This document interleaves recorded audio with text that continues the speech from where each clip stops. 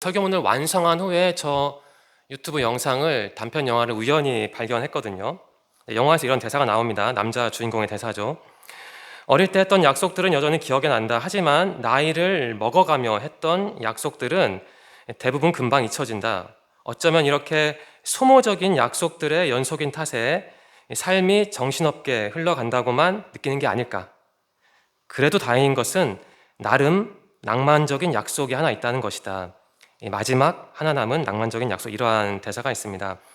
이 남자 주인공에게는 자신의 친구, 그러니까 앞으로 연인이 될 친구죠. 연인이 될 친구. 고등학교 때부터 마음에 담아왔던 그 친구를 10년 후에 다시 만난다는 약속이 있었습니다. 사랑의 약속이죠. 남자는 그 약속을 바라보면서 10년을 버틴 거예요. 여자 주인공도 마찬가지였죠. 여자도 남자를 좋아했던 것 같습니다. 저는 그렇게 느껴졌고 그렇게 해석을 했습니다. 이 영화에 나오는 남자 주인공과 여자 주인공을 이어주는 게 약속, 그 사랑의 약속이잖아요. 그러니까 십계명도 이렇게 봤으면 좋겠어요. 명령이 아니라 하나님과 우리를 이어주는 그 사랑의 약속으로 봤으면 좋겠습니다. 네, 하나님의 말씀은 출애굽기 20장 1절부터 11절인데요. 설교를 들으실 때 계명이라는 단어보다는 그 약속이라는 단어를 계속 그 마음속에서 놓치지 않으신다면 이 딱딱한 내용이 조금은 부드럽게 다가올 것 같습니다. 네, 10계명 1번부터 4번을 살펴볼 텐데요. 제가 다 읽지는 않고 본문 말씀을 부분적으로 읽겠습니다. 3, 4, 7, 8절입니다. 너희는 나 외에는 다른 신들을 두지 마라.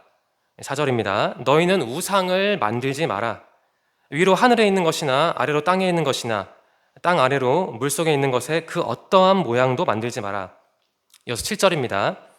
나 여호와 너의 하나님의 이름을 함부로 부르지 마라. 나 여호와는 나의 이름을 함부로 부르는 사람을 죄 없다고 하지 않을 것이다. 마지막 8절입니다. 안식일을 기억하여 거룩한 날로 지켜라. 10계명은 하나님께서 모세에게 시내산에서 주신 계명이죠. 시내산, 솔직히 어디에 있는지 아무도 모르죠. 네, 시내산. 10계명은 크게 두 부분으로 구성되어 있습니다. 1계명부터 4계명, 그리고 5계명부터 10계명이죠. 첫 번째 덩어리는 보통 대신윤리라고 합니다. 신과 우리의 관계를 다루니까요. 그리고 나머지 부분은 대인윤리라고 하죠. 사람 사이 관계를 다루니까. 오늘은 그 첫 번째 덩어리만 살펴보겠습니다. 이 3절부터 제1계명을 설명합니다. 그래서 우리는 자칫 1절 말씀과 2절 말씀을 그냥 지나칠 수도 있어요. 그렇게 하면 안 되죠. 자, 1절 말씀 제가 읽겠습니다. 하나님께서 이렇게 말씀하셨습니다. 그러니까 모세가 이스라엘 백성들에게 하는 말이죠. 하나님께서 앞으로 할 말, 그 10계명을 주셨다는 말을 전하는 겁니다. 자, 1절 말씀은 누구나 다 아는 인사말이 아닙니다.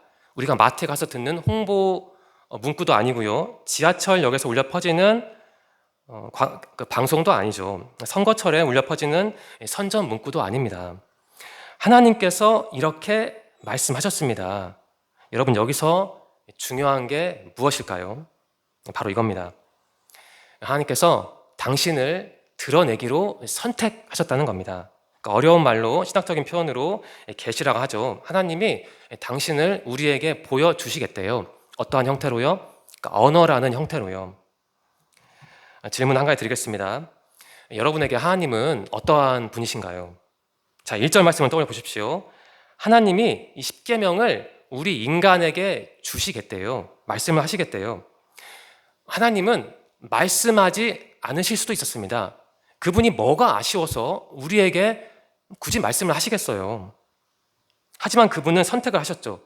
우리에게 당신을 드러내기로 선택을 하신 거예요. 그러니까 언어라는 형태, 이 10계명이라는 형태를 통해서요. 다 아시고 다 보시고 다 하실 수 있는 어떤 존재, 다른 신들보다 더 높은 곳에 계신 가장 높은 신이, 그러한 분이 우리에게 먼저 다가오신다는 거예요. 그게 이 말씀의 의미입니다. 근데 여러분, 하나님은 그러한 분인데 여러분과 저는 어떠한 존재입니까?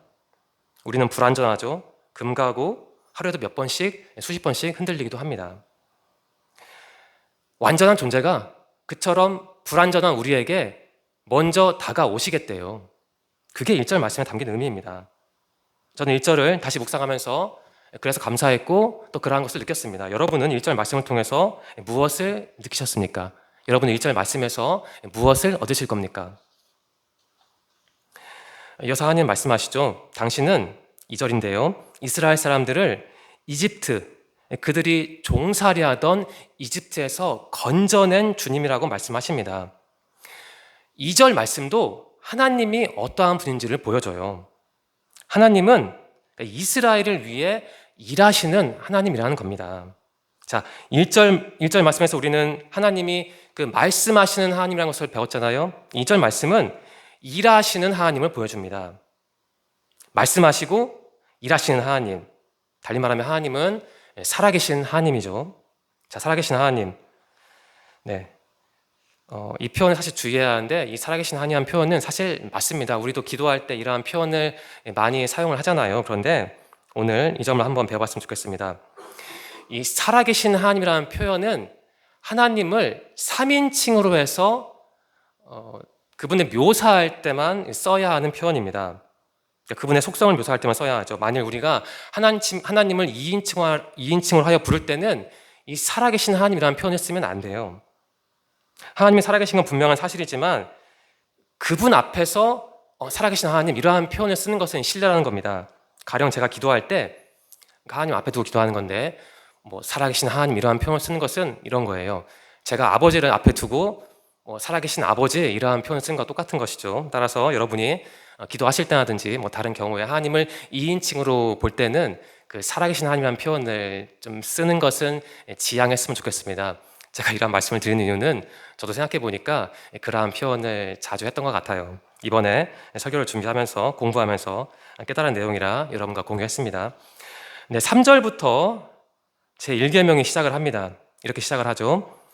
너희는 나 외에는 다른 신들을 두지 마라 라고 하나님께서 말씀하십니다. 히브리 원어 성경을 보면 우리 한글 성경에는 번역되지 않은 부분이 있습니다. 그게 이건데요. 알파나야라는 그 말입니다. 하나님, 나 앞에서 라는 그 표현이죠. 내 앞에서. 문자적으로 보면 내 얼굴 앞에서 라는 뜻입니다. 그러니까 3절 말씀을 원어 성경을 토대로 다시 번역하면 이렇습니다. 잘 들어보십시오.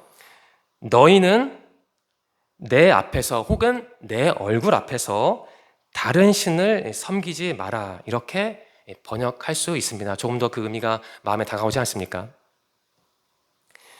당시 이스라엘 사람들이 살던 세계는 다신교 세계였습니다. 오늘날도 마찬가지겠지만요. 그럼에도 이스라엘 사람들은 그러한 다신교 세계에서도 하나님만을 섬겨야만 했습니다. 그러니까 우리가 사는 세상도 다신교 세상인데요. 다신교의 사전적 정의는 이렇습니다. 많은 신의 존재를 인정하고 믿는 종교 형태 하나. 자, 오늘날에도 종교가 많이 있지요. 보통 종교는 그 신이라는 존재와 밀접합니다. 그러니까 오늘날에도 종교도 많고 신도 참 많은 거예요.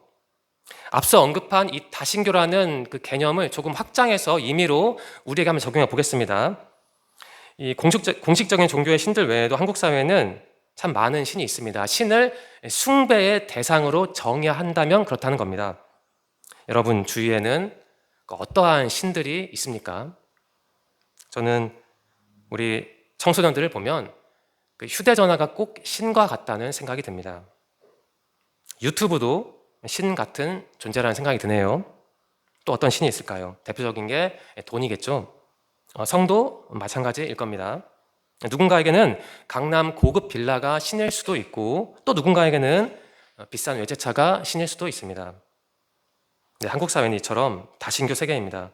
우리 주위에는 하나님을 대체할 만한 그리고 실제 하나님을 대체하고 있는 많은 신들이 있지요. 제가 앞에서 하나님을 대체할 만한 혹은 또 하나님을 대체하고 있는 이러한 표현을 썼는데 그러한 신들이 하나님보다 위에 있다는 뜻은 물론 아니고요. 우리의 현실을, 우리의 신앙의 상태를 묘사한 겁니다. 당시 이스라엘 사람들은 그러한 다신교 세계에서 하나님만을 섬겨야 했습니다. 어느 국내 학자는 그 3절 말씀 이렇게 주석을 하는데요. 제가 좀 구어체로 조금 바꿔서 전달하겠습니다. 하나님은 이 첫 번째 계명, 그러니까 너희는 나 외에 다른 신을 두지 마라, 섬기지 마라 라는 말씀에서 충성을 요구하시는데 일반적인 충성이 아니고 절대적인 충성을 요구하신대요. 그러니까 하나님은 시내산에서 이스라엘을 아내로 맞이하는 남편의 자격으로서 그렇게 말씀하신다는 겁니다. 그러니까 우리는 이 1절 말씀에서 그 남편과 아내 비유를 읽어내야 합니다. 하나님과 우리의 관계가 남편과 아내 같아야 한다는 거예요. 남편과 아내 비유가 좀 식상하게 들릴 수도 있을 겁니다. 하지만 그러한 식상함 너머를 봐야죠. 제1계명이 요구하는 것, 그러니까 너희는 나 외에는 너희 주위에 많은 신들이 있는데 그런 것들을 섬기지 말고 나만 섬겨라는 말씀은 마치 아내가 남편만 바라보는 것과 비슷해요. 남편이 아내만 바라봐야 하는 것과 비슷한 것이죠. 참 어려운 거죠. 이제 2계명입니다. 우상 숭배를 금지하는 명령이죠. 4절부터 6절인데요. 이런 내용입니다. 우상을 만들면 안 되는데 그 어떤 형태도 안 된대요. 하늘에 있는 것도 땅에 있는 것도 물속에 있는 것도 그 어떤 것도 하나님을 대신해서 그분을 가시화하면 안 된다는 거예요. 그러니까 하나님의 눈에 안 보인다고 해서 그분을 잘 섬기려고 임의로 어떤 물질을 동원해서 가시화하는 것은, 형상화하는 것은 굉장히 철저하게 이처럼 금지되고 있습니다. 만일 제가요, 성경책이 하나님의 말씀이라는 이유로 이 성경책에 어떤 의미를 두고 경배한다면 저는 100% 우상 숭배하는 거예요. 아니면 저는 그 우상 숭배에 빠질 위험이 있는 것이죠. 십자가도 비슷합니다. 십자가는 예수님을 상징하죠. 그렇다고 해서 우리가 십자가에 어떤 특별한 의미를 두고 그것에 숭배는 안 하겠지만 비슷하게 숭배를 한다면 그것은 바로 100% 우상 숭배인 겁니다. 하나님을 물건이나 물질로 형상화하면 문제가 되죠. 왜 그럴까요? 자칫 하나님을 사유화하려는 욕구가 마음에서 생기기 때문입니다. 그렇게 가시화하다가요. 그분을 마치 내 지갑에 있는 신용카드 비슷한 것으로 만들 위험이 있는 겁니다. 우상숭배는요. 보이지 않는 하나님을 가시화하려는 행위, 그 이면에는 그분을 내 마음대로 통제하려는 욕구가 혹시 있는 게 아닐까요? 물론 건전한 기독교 예술이나 기독교 음악 그런 것을 전부 다 매도할 수는 없지요. 분명히 예외가 있습니다. 하지만 하나님을 형상화하는 건 그 자체로 큰 위험이 될 만한 가능성이 그 안에 있다는 것을 우리가 기억해야 합니다. 이어서 5절과 6절인데요. 제 말로 조금 바꿔서 전달하겠습니다. 그 어떤 우상도 숭배하면 안 된다. 나 하나님은 질투하는 하나님이다. 나는 죄 짓고 나를 미워하는 사람들은 3, 4대까지 벌한다. 하지만 나는 나를 사랑하고 계명을 지키는 자들에게는 1000대까지 은혜를 베풀겠다. 하나님의 말씀입니다. 질투하는 하나님이라는 표현이 나오는데요. 히브리어로 엘카나라고 합니다. 사실 결혼에서 비롯된 표현입니다. 하나님이 당신의 아내 이스라엘에게 어떤 절대적인 충성을 요구하신다. 이러한 의미로 바꿔서 생각하셔도 좋을 것 같습니다. 3, 4대, 1000대라는 표현이 나오는데요. 물론 우리가 이것을 문자 그대로 이해하면 안 되고요. 이 3, 4대는 어떤 그 연속성을 뜻합니다. 그러니까 이어진다는 거죠. 우리는 하나님이 만드신 세계에서 다 함께 살고 있습니다. 그래서 모든 사람은 눈에 보이진 않지만 서로 연관되어 있죠. 과거, 현재, 미래가 섞여 있습니다. 따라서 어떤 세대가 하나님 앞에서 죄를 지으면 그 세대로 그게 끝나는 것이 아니고 다른 세대에 영향을 주죠. 이후 세대에 영향을 미칩니다. 이 3, 4대까지 벌하신다는 기록을 이제 그러한 의미에서 이해하시면 좋겠습니다. 또 하나님은 당신을 사랑하고 계명을 지키는 자들은 1000대까지 은혜를 베푸신다라고 했는데요. 1000대는 문자적인 1000대는 물론 아니고요. 하나님의 사랑이, 은혜가 그처럼 무한하다. 그러한 의미로 이해하셨으면 좋겠습니다. 이제 3계명인데요. 하나님의 이름을 함부로 불러서는 안 된다는 명령입니다. 7절 말씀이죠. 우리가 보통 하나님을 여호와 하나님, 교단마다 좀 다르긴 한데요. 혹은 야훼 하나님이라고 부릅니다. 그 여호와 혹은 야훼에 해당하는 히브리어를 로마자로 표기하면 YHWH입니다. 이 고대 히브리 사람들은 이 글자를 발음하는 것을 꺼려 했습니다. 발음하지 않았습니다. 왜냐하면 하나님의 이름은 거룩한 이름이니까요. 그래서 어떻게 했나요? 그 사람들은 대신 아도나이라고 말했습니다. 나의 주라는 뜻이죠. 그래서 영어 성경 대부분 그 로드라는 단어를 사용해서 하나님을 번역하는 경우가 많이 있지 않습니까? 오늘날에도 유대인들은 하나님이란 말을 입에 올리지 않는데요. 그럼 뭐라고 하냐? 하셴이라고 한다고 합니다. 하셴, 그 이름이라는 뜻입니다. 하나님을 뜻하는 히브리어 단어에는 사실 처음에는 모음이 없었습니다. 그래서 우리가 이 단어를 야훼 혹은 여호와라고 하지만 그것은 후대에 모음을 붙여서 발음한 것이 사실 그 누구도 그 여호와, 야훼라는 대상을 어떻게 부르는지는 모릅니다. 그러니까 하나님의 이름이 바로 그러한 거예요. 그러한 의미가 있는 거예요. 차마 함부로 부를 수도 없는 이름인 거예요.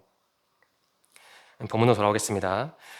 쉬운 성경은 2절부터 7절까지를 보시면 하나님이 그 1인칭으로 나옵니다. 한번 보십시오. 2절부터 7절까지. 그런데 개역개정 성경과 영어 성경을 보면 7절부터 하나님은 3인칭으로 나옵니다.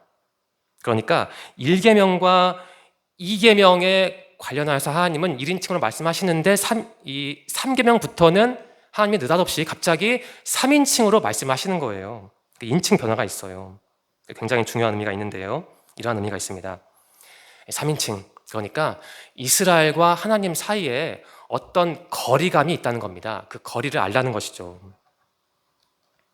여러분은 앞에서 질문을 드렸는데 여러분은 하나님을 어떠한 분으로 이해하십니까? 제 생각에는요, 많은 사람들이 하나님을 굉장히 친근한 분으로 이해하거나 이해하고 싶어 하는 것 같아요. 보통 뭐 좀 편견일 수도 있는데, 뭐 찬양 사역자들 들으면 기분 나쁠 수도 있는데, 이 찬양을 들으면 보통 하나님을 그렇게 묘사를 하죠. 친근한 하나님, 뭐 부모 같은 하나님 그렇게 묘사를 하죠. 그런데 하나님은 그렇게 친근한 존재일 뿐만 아니고 우리가 절대 함부로 대할 수 없는 거룩한 분이기도 합니다. 그러니까 하나님에는 이 두 가지 속성이 다 있는 거예요. 우리는 그 중에 한 가지만 주로 보는 것이고요. 하나님의 이름은 곧 하나님을 뜻합니다. 하나님의 이름을 함부로 부르지 마라 라는 3계명을 이렇게 한번 정리해 볼게요. 꼭 기억해 주세요.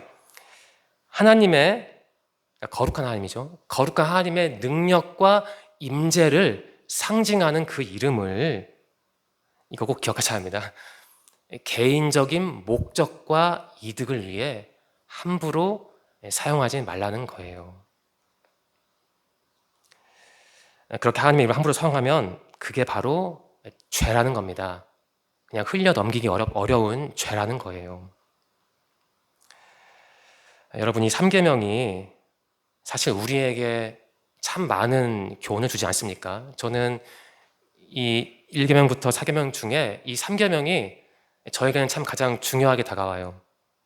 우리나라에서요, 비단 이단들만 하나님의 이름을 함부로 사용하는 게 아닙니다.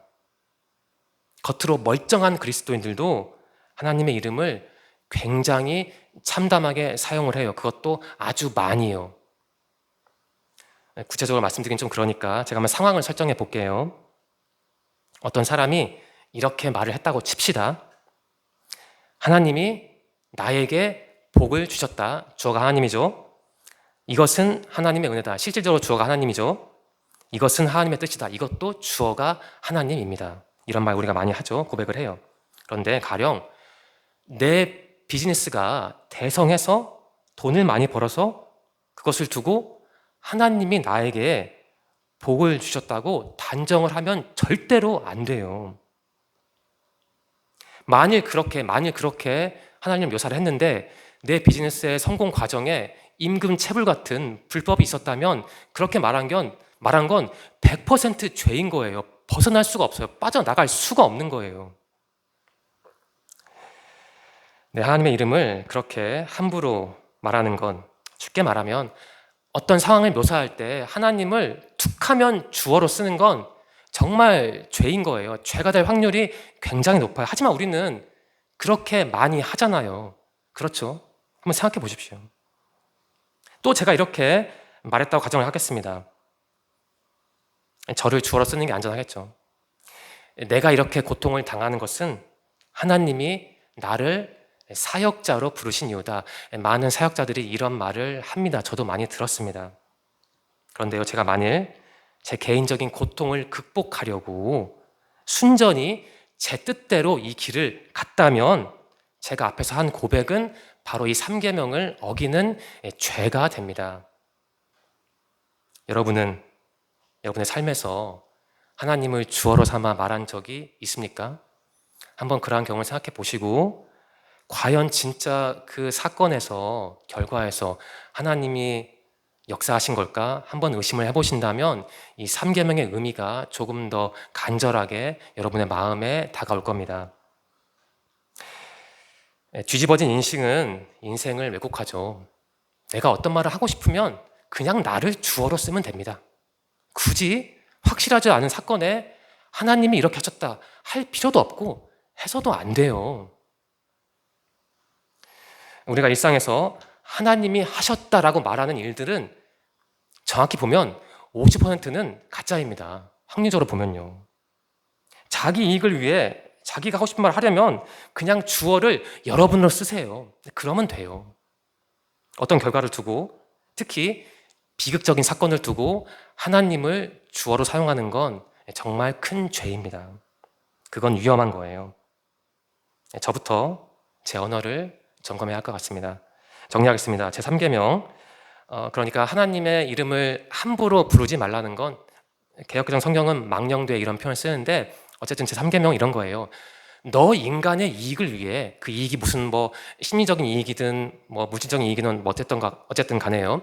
너 인간적인 이익을 위해 하나님을 문장에 뭐 이렇게 표현하면 문장의 주어로 올리지 말라는 겁니다. 이렇게 이해하시면 될 것 같아요. 마지막으로 4계명을 보겠습니다. 8절부터 11절인데요. 하나님은 안식일을 거룩한 날로 지키라고 명령을 하셨죠. 이스라엘 사람들은 6일 동안 자신들이 맡은 일을 최선을 다해서 전부 다 해야 했습니다. 그리고 제7일에는 휴식을 해야 합니다. 왜냐하면 하나님께서 6일 동안 모든 것을 창조하시고 제7일째 쉬셨기 때문입니다.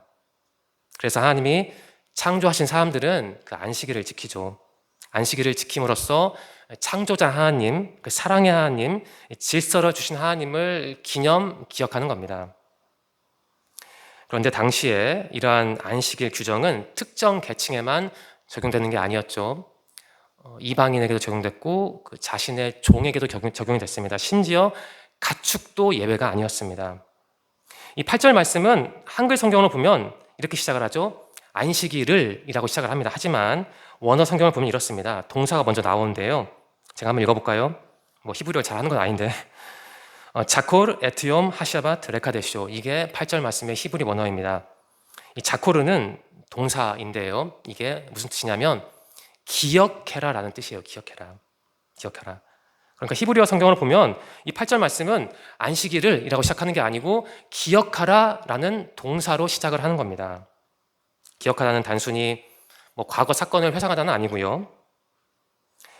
구체적으로 행동하고 실천하라는 겁니다. 좀 넓은 의미가 있지요.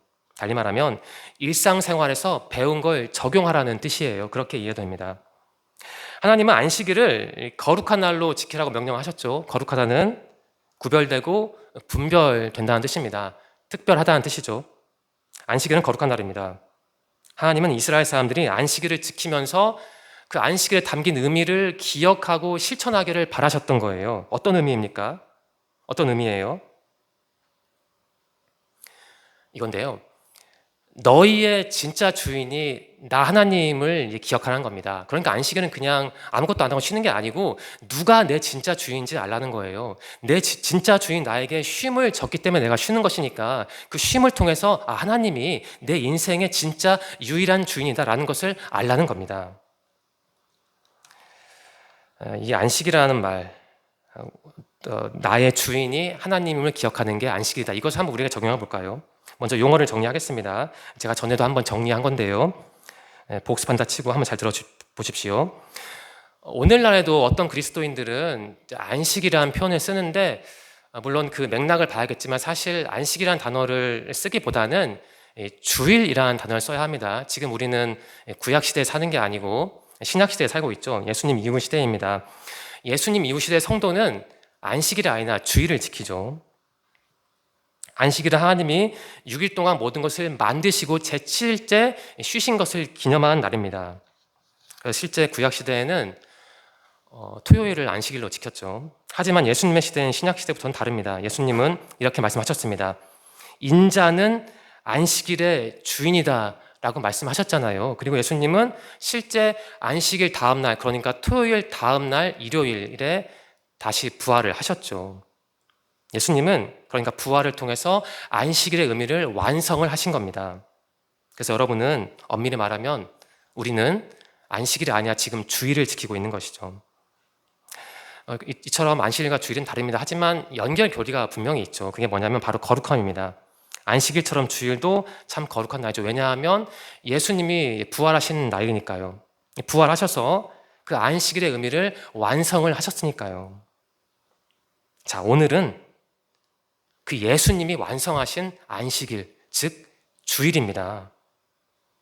여러분의 질문을 드리겠습니다. 오늘 이 주일이 여러분에게 어떤 날인가요?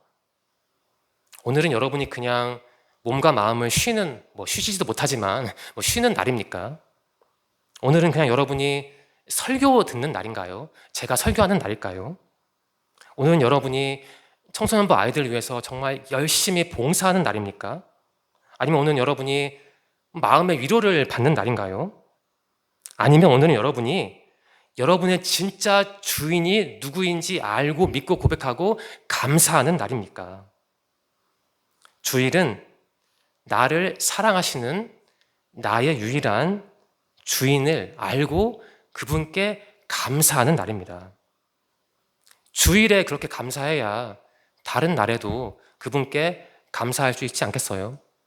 주일에 나의 주인이 진짜 누구인지 알아야 평일에도 우리가 나의 진짜 주인이 누군지 알고 그렇게 행동을 하죠. 지금까지 본문 말씀 해설했습니다. 몇 가지 질문을 드리고 설교를 마칠게요. 첫 번째입니다. 여러분에게 하나님은 살아계신 하나님이십니까? 하나님은 살아계신 하나님이죠. 하나님은 거룩하셔서 저기 멀리 계셔서 우리를 위에서부터 아래로 내려다보시는 분일 뿐만 아니고 우리 옆에서 우리와 늘 함께 친근하게 동행하시는 분이잖아요. 하나님에게는 그러한 두 가지 속성이 있잖아요. 달리 말하면 하나님은 살아계신 하나님인 거예요. 박제된 신이 아니고요. 오늘 주일을 보낸 여러분에게 하나님은 어떠한 분입니까? 정말 여러분에게 하나님은 여러분의 진짜 주인, 살아계신 하나님이신가요? 다음 질문을 드리겠습니다. 좀 불편한 질문인데요. 여러분이 때로는 가장 섬기는 신, 그러니까 하나님이 아닌 그 신은 혹은 신들은 무엇입니까? 혹은 누구입니까? 우리는 언제 어디서나 하나님만을 절대로 섬기지는 못합니다. 그게 우리의 진짜 모습입니다. 우리 안에는 그러한 어둠이 있지요. 하나님에게서 우리를 벗어나게 만드는 그러한 어둠이 있습니다. 우리는 죄인이니까요. 다만 그러한 모습을 죽을 때까지 계속 교정해 나가는 것일 뿐입니다. 한국 사회에는 많은 신이 있습니다. 여러분과 제가 섬기는 하나님 아닌 많은 신이 있지요. 종교적 신뿐만 아니고 사회적, 정신적, 물질적 신이 있습니다. 우리가 하나님만큼 혹은 하나님보다 숭배하는 그 신은 누구일까요? 그 신은 무엇일까요? 한번 냉철하게 생각을 해보시기 바랍니다. 마지막 질문입니다. 역시 여러분의 마음을, 또 저의 마음을 불편하게 할 수 있는 질문인데요.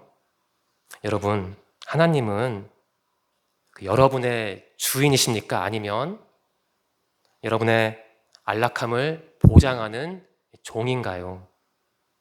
우상을 만들지 마라라는 이 계명을 이렇게 정리할 수 있습니다. 하나님을 통제하려고 하지 마라.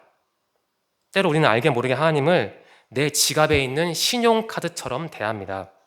특히 기도할 때 그러한 오류에 많이 빠지죠. 가령 이런 겁니다. 하나님, 이 일은 이때까지, 저 일은 저때까지, 저 그래도 이때까지는 결혼해야 돼요. 이런 식이죠. 많은 경우에 기도 행위 자체가 우상이 되어 하나님을 그 안에 가두는 것 같습니다. 물론 그 안에 갇히는 하나님은 아니지만 우리가 그렇게 인식을 하는 것이죠. 오해를 하는 것이죠. 나의 안락함을 위해서요.